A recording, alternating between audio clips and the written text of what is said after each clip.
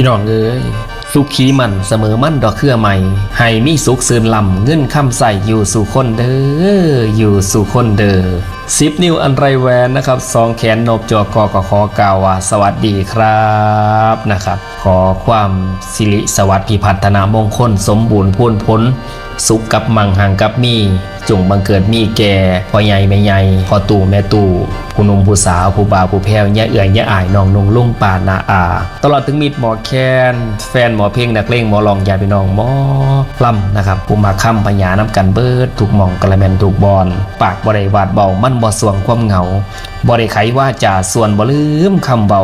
คิดหอดพวกหมู่เจ้าเอาพญามาแต้มตืมลืมบ่ลงคงสิลืมบ่ได้บ่มาไก่สวงบ่เป็นนะครับปุ่นกระบาลพีนี่กระบาลน้องปองดองให้หักแกนเถิงยามถูกยาแขนได้ว่านเอิญซอยกันสายสัมพันธ์ก็ให้เย้าแน่นสายแน่นให้มันแกนซอยประยุ่งกันสืบไว้ให้มันได้สืบแนว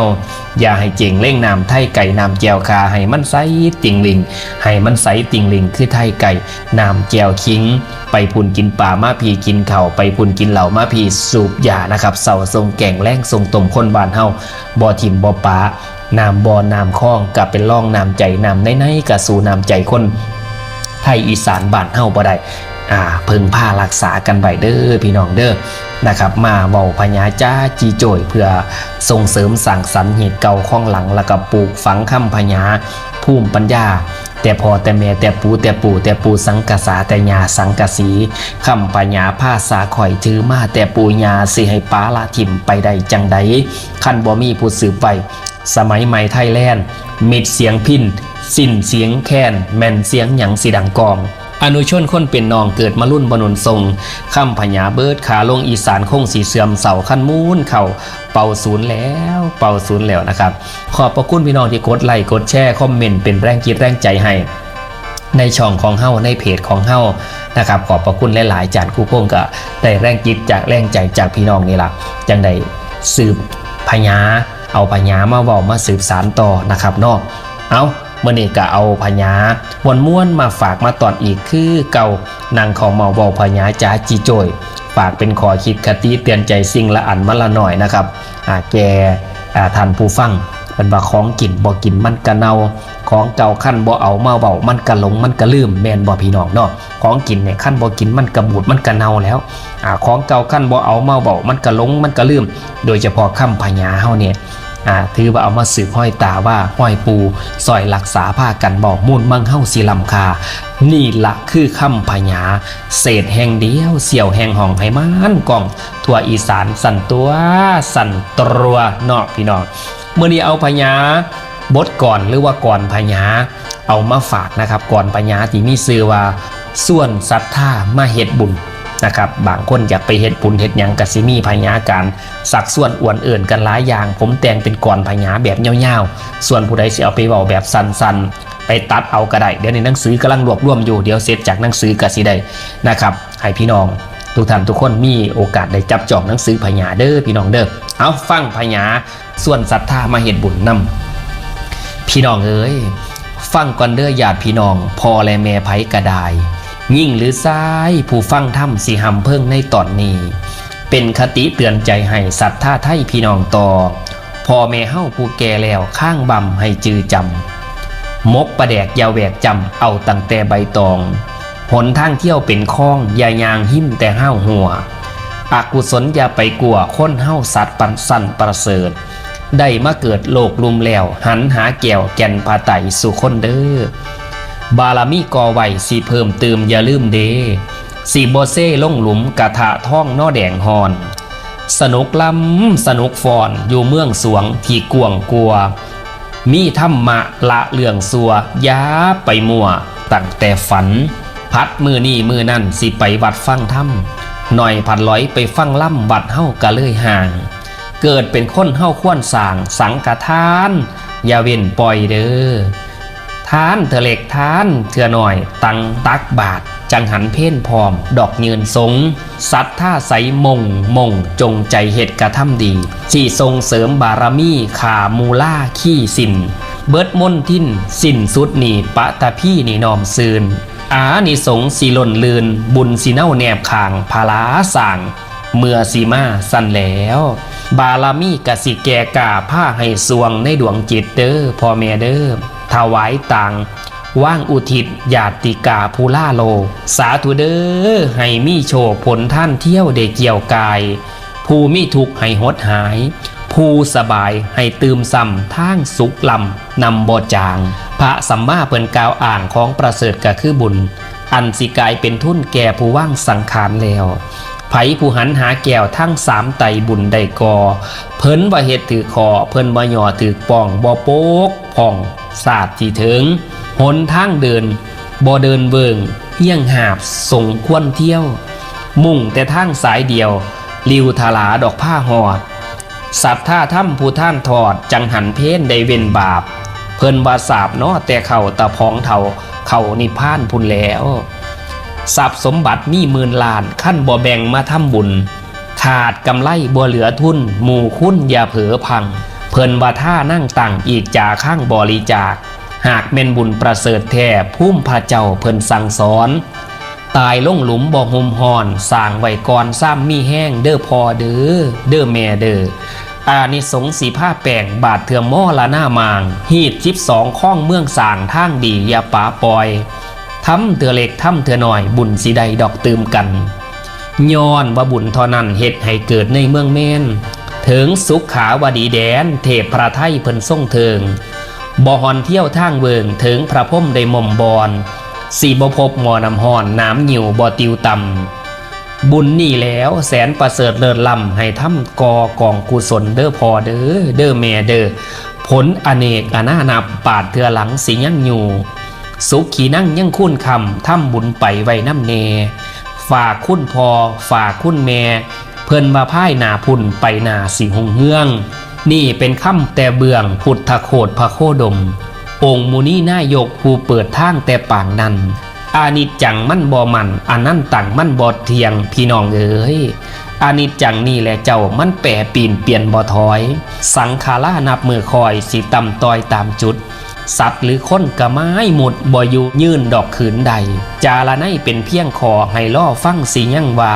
ฝูงสัตว์ท่าญาติพี่น้องผ้ากันตองทวนแล้วทำบุญตักบาตรอยากนามจังหันเพ้นใบแล้วให้ถึงแก้วแก่นนิพพานพุนเด้อผู้ฟังเอ๋ยพ่อแม่เอ๋ยครับจบลงไปมวนๆนะครับอันนี้พญาก่อนศรัทธามาทำบุญมาฟังการอธิบายจักหน่อยหนึ่ง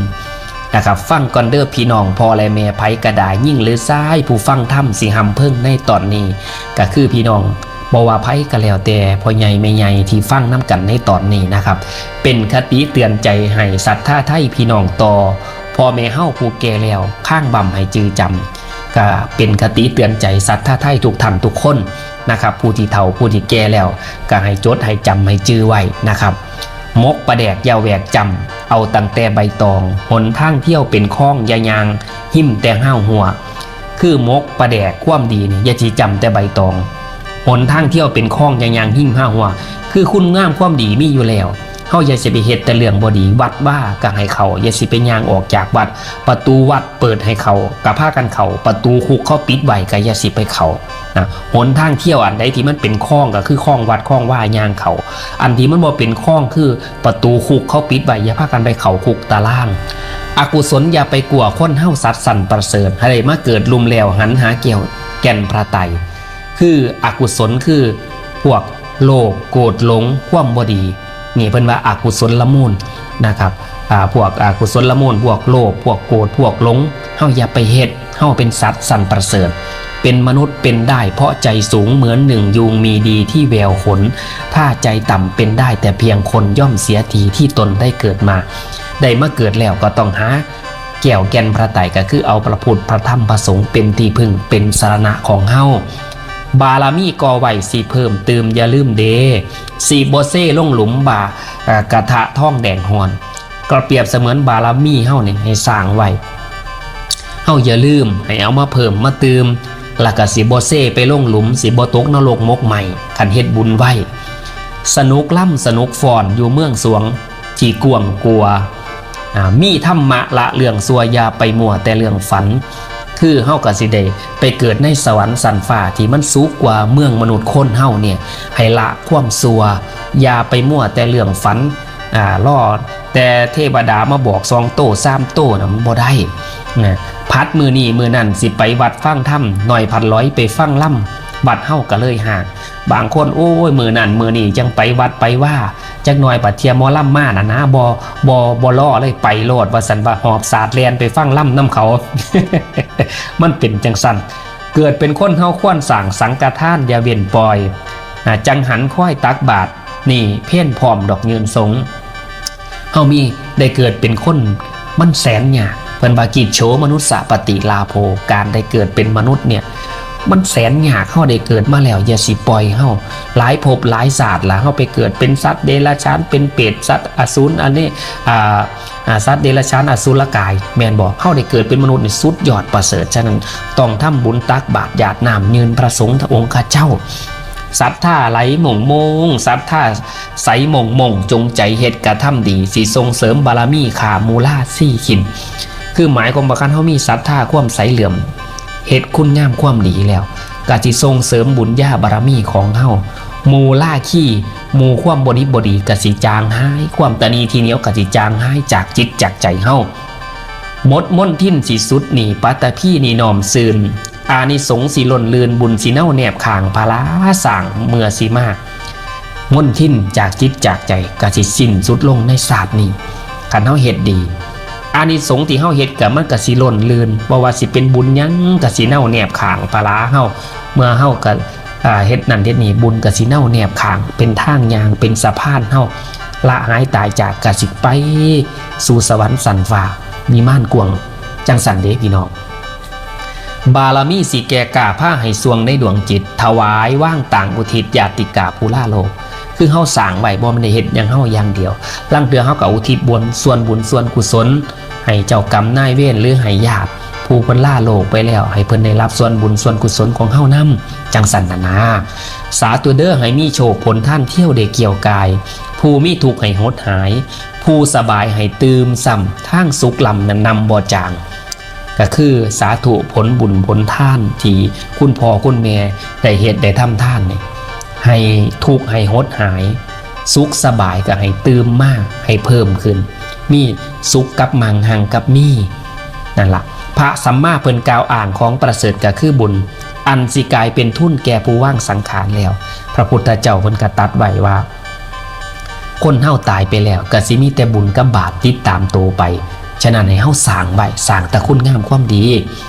ไผผู้หันหาแก้วทั้ง3ไตบุญได้ก่อเพิ่นว่าเฮ็ดถือคอเพิ่นว่าหย่อถือปองคนก็ย่องกล่าวถึงจังซั่นล่ะคันเฮาเฮ็ดถือคอนี่ตายไปแล้วก็ได้กินบุญเก่าเฮาเฮ็ดบ่ถือคอหย่อบ่ถือปองเฮ็ดแต่บาปก็สิเฮ็ดให้เฮาตกนรกมกไหมนั่นน่ะหนทางเดินบ่เดินเบิ่งเฮี้ยงหาบสมควรเที่ยวมุ่งแต่ทางสายเดียวริวทลาผ้าหอดคันเฮาเฮ็ดแต่ดีแต่ทางเดียวบ่ไปทางบาปไปแต่ทางสวรรค์เฮ็ดแต่บุญกุศลทานศีลภาวนาเฮาก็สิฮอดทางเฮาไว้ไปฮอดทางนิพพานไว้นั่นน่ะสัตว์ท่าถ้ำผู้ท่านถอดจังหันเพนได้เว้นบาปเพิ่นว่าสาบเนาะแต่เข่าตะพองเถ่าสู่นิพพานขั้นเนาะเฮ็ดแต่บุญท่านจังหันเพนเว้นจากบาปมันเนี่ยบ่อยากเฮ็ดเลยบ่อยากไปแตะไปต้องเลยมันก็สิเฮ็ดให้จิตใจเฮาเนี่ยละได้นะครับซึ่งทั้งเทื่อเนี่ยลึกซึ้งถึงพระนิพพานตัดกิเลสตายค่ายกิเลสออกพุ่นเด้เฮ็ดแต่บุญให้ท่านรักษาศีลเจริญจิตตภาวนานั่นน่ะพี่น้องทรัพย์สมบัติหมื่นล้านขั้นบ่แบ่งมาทำบุญขาดกำไรบ่เหลือทุนหมู่คุณอย่าเผลอพังมีบุญเงินหลายก็แล้วแต่คันบ่เฮ็ดมาบุญขาดทุนตายไปแล้วเอาไปบ่ได้เด้เงินซ่านบ้านซองรถล่ามาขี่สมบัติพัดสถานได้หลายตายเอาไปแล้วเอาไปบ่ได้ฉะนั้นเฮาต้องแบ่งมาทำบุญนำสิบ่ได้ขาดทุนเพิ่นว่าท่าหน้าตั้งอีกจาข้างบริจาคหากแม่นบุญประเสริฐแท้ภูมิพระเจ้าเพิ่นสั่งสอนท่านั่งคือกันท่านบริจาคกับบริจาคซอยคนตกยากไหลแน่น้ำท่วมแน่เห็นบ่อบ้านเฮาน้ำท่วมจังหวัดนั่นภาคนี่น้ำท่วมเฮาก็ซอยกันบริจาคบุญประเสริฐนี่พุทธเจ้าเพิ่นบอกเพิ่นสั่งเพิ่นสอนมาดีควรเฮ็ดนะครับ ตายลงหลุมบ่ห่มห่อนสร้างไว้ก่อนซ้ำมีแห้งอานิสงส์สีผ้าแปลงบาดเทือม่อละหน้ามากคือเฮาก็เฮ็ดบุญไว้ซ้ำเฮามีเหือมีแห้งหวังทำบุญแต่ย่ามเฒ่าผู้ใดเราไขจ่าไปวัดบ้าเมื่อหลังคดสิยางใบสันลือเจ้าบางคนว่าเฒ่าแล้วจังสิเขาวัดฟังถ้ำมันบ่แม่นเด้เฒ่าแล้วแห้งไปยากมายากลูกก็โอยจะนั่งก็โอยเหมือนดอกไม้โรยไม่มีเกสรแม่นบ่ไปกัดปวดเมื่อยตนเฮามีแห้งเฮาเฮ็ดเอาไว้ทำบุญเนี่ยเฮ็ดใบก่อนอานิสงส์กับสิผ้าเฮานะครับเมื่อเฮาละหายตายจากกับสิผ้าเฮาขึ้นสันฟ้าเทวดาฟ้าย่อนมันเป็นจังสั้นหีด12ข้องเมืองสร้างทางดีอย่าป่าปล่อยถ้ำเธอเล็กถ้ำเธอหน่อยบุญสิได้ตื่มกันหีด12ข้องเมืองหีด12บุญทั้งเดือน12เนี่ยบุญยังแน่เฮาเข้าไปเฮ็ดบุญนำนะครับบุญปริวาสกรรมบุญคูนล้านบุญเขาจีบุญพาเวทบุญสงกรานต์บุญบังไฟแมนบอดบุญซ้ำฮะบุญเขาประดับดินแมนบอดบุญเขาสากมันมีเด้บุญเขาสากบุญยังอีกบุญกฐินแมนบอดมันมีจนหอด12เดือนจังสันนะพี่น้องเฮาก็เฮ็ดตามเหตุขีดตามถ้อยเฮ็ดเทเล็กเทน้อยบุญสิได้ตื่มกันอย่าดูหมิ่นบุญกรรมว่าทำน้อยจะไม่ต้อยตามต้องสนองผลแม้ตุ่มน้ำที่เปิดหงายรับสายชนยังเปี่ยมล้นด้วยอุทกที่ตกลงบุญเฮ็ดบ่อยๆมันกะเต็มมันกะหลายย้อนว่าบุญเท่านั้นเฮ็ดให้เกิดในเมืองแม่นเถิงสุขขาวดีแดนเทพพระไทยเพิ่นทรงเถิงกะบุญนี่ล่ะเฮ็ดให้เฮาเกิดเนื่องไปเกิดในสวรรค์สันฟ้าได้เป็นเทพบุตรเทพพธิดาบ่ฮอนเที่ยวทางเบิ่งเถิงพระพรหมได้ม่อมบอนสีบ่พบหมอน้ำฮ้อนน้ำเหนียวบ่ติวต่ำกะบุญเท่านั้นล่ะบ่เฮ็ดให้เฮาเที่ยวทางเบิ่งก็สิถึงพระพรหมได้แปรแล้วก็บ่ได้ไปเกิดในหมอนรกตกหมอน้ำฮ้อนจังสั่นน่ะน้ำเหนียวก็บ่ได้ติวบ่ได้ต่ำเฮาบุญนี่แสนประเสริฐล้ำให้ทำแต่กองกุศลเด้อผลอเนกอนานับบาดเทือหลังสิยังอยู่บุญนี่มันแสนประเสริฐเฮ็ดให้จิตใจคนสูงบ่อยากได้คนกันหูจักท่านก็บ่อยากไปลักเล็กขโมยหน่อยของเขามีจิตใจเป็นบุญเป็นกุศลผลมันก็หลายบาดเทือหลังเฮาก็สิได้เพิ่งผ้าบุญเฮาคือเก่ามันบ่ได้กินแต่ศาสตร์นี่ได้บุญมันกินขามโพดมันกินขามศาสตร์เลยเด้ศาสตร์หน้าก็กินบุญเก่าเฮาจังซั่นล่ะคนเฮาแตกต่างกันก็ย้อนบุญนั่นเด้อสุขขีนั่งยังคุ้นคำทำบุญไว้น้ำแหน่ฝากคุณพ่อฝากคุณแม่เพิ่นบาพ่ายหนาพุ่นไปหนาสิหงเฮืองเนี่ยความสุขก็จะอยู่น้ำเฮาย้อนบุญเฮามีไว้ฉะนั้นคุณพ่อคุณแม่นี่สิได้เพิ่งผ้าก็ย้อนบุญก็ต้องทำบุญเอาไว้เด้ออย่าประมาทเด้อเฮาบ่ฮู้วันตายเด้ฮู้แต่วันเกิดฉะนั้นเฮาก็ต้องทำบุญเอาไว้เป็นคำสอนแต่เบื้องพุทธโคตพระโคดมองค์มุนีนายกพุนเปิดทางแต่ปางนั้นอันนี้เรื่องเฮ็ดผุนสุนท่านรักษาศีลภาวนาเนี่ยเป็นคำสอนของพระพุทธเจ้าให้เฮาละสัวทำดีทำจิตใจให้พองใสนั่นนะอานิจจังบ่มีมันอันนั่นตังมันบ่เที่ยงอานิจจังนี่แหละเจ้ามันแปรเปลี่ยนบ่ถอยอานิจจังนี่บ่มีมันอันนั่นตังบ่เที่ยงคือทุกอย่างมันบ่มีตัวตนมันเปลี่ยนไปจากเข้าเด็กหน่อยก็กลายเป็นนมก็กลายเป็นเฒ่าแล้วก็เจ็บไข้ได้ป่วยละหายตายจากไปเรื่อยๆบ่มีหยังเป็นของเฮาสักอย่างเลยนี่นะมันแปรเปลี่ยนไปสังขารานับมือข่อยสิถอยตามจุดสัตว์หรือคนก็ไม่หมดบ่อยู่ยืนดอกขืนใดคือสังขารเนี่ยมันเปลี่ยนไปเฒ่าชะแล่แก่ชะล่าเจ็บอดแอดละหายตายจากบ่ว่าสัตว์บ่ว่าคนผลสุดท้ายกะบ่อยู่ยืนได้ต้องละหายตายจากไปเหลือไว้แต่คุณงามความดีฉะนั้นควรจิสร้างไว้จาราไนเป็นเพียงขอให้ล่อฟังสียั่งบาฝูงศรัทธาคณะญาติพี่น้องพากันตองถวนแล้วให้ถึงแก้วแก่นนิพพานจะหมายของบ่บอกเฮาพิจารณาคิดทีหย่ำแหลกเกิดมาแล้วจักสิได้เกิดอีกเป็นคนบ่จักสิได้เกิดเป็นหยังมีโอกาสเกิดเป็นคนจงสร้างท่านรักษาศีลเจริญจิตตภาวนาเพื่อให้ถึงแก้วนิพพานไว้เนี่ยเอาแปรนะมื้อนี้เป็นพญาบทก่อนแล้วก็อธิบายให้พี่น้องฟังการแต่งพญาบทก่อนเนี่ยเฮาก็สามารถตัดตอนเอาไปเป็นพญาอวยพรได้หรือพญาเว้าได้นั่นน่ะอาจารย์ผู้พงษ์ก็เทิงแต่งเทิงอธิบายให้พี่น้องฟังเห็นถึงความ งดงามของค่ำพญาแล้วก็การเฮ็ดบุญสุนทานของเฮานำพญาก็แต่งยากแต่เด้บ่แม่นว่าโอ้ยสิแต่งได้เด้แต่งต้องคิดไปได้ความหมายใจความแล้วก็เว้าให้มันตกวักตกตอนเอามาให้พี่น้องฟังจังซั่นน่ะนี่แหละคือพญาส่วนทำบุญอยากให้พี่น้องเฮ็ดบุญสุนทานพอทุกอย่างคนเฮาผลสุดท้ายแล้วตายแล้วเอายังไปบ่ได้ขอให้มีความสุขความเจริญความสุขทุกเข็นอย่ามาต้องให้มีเงินเป็นกองให้มีทองเป็นหาบบาปอย่าเห็นเว้นอย่าต้องเงินทองไหลหลังเข่าโฮมเต่าหูสวรรค์เด้อพี่น้องพอกันคลิปหน้าเด้อครับเด้อสวัสดีครับ